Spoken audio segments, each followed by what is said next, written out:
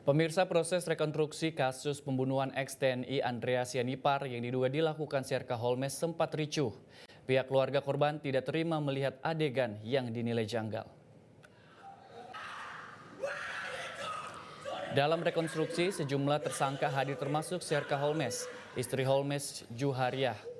Dalam beberapa adegan, Serka Holmes dan Juhariah terlihat membantah keterangan dari tersangka lain, terutama mengenai situasi saat Andreas berada di rumah Holmes di asrama TNI Abdul Hamid.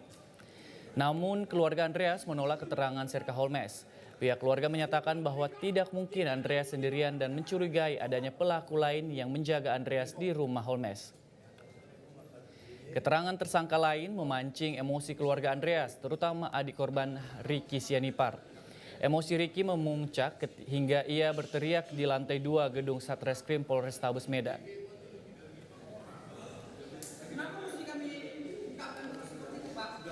Kita tunggu aja lah prosesnya, apalagi di sini kan Pak Holmes kan masih disaksi. Dia diberikan keterangan sebagai saksi, bukan sebagai tersangka.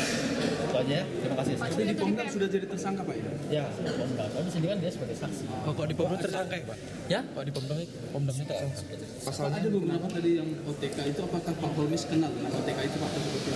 Itu masih di penyidikan di sini. Kan di sana kan belum. Jelajahi cara baru mendapatkan informasi. Download Metro TV Extend sekarang.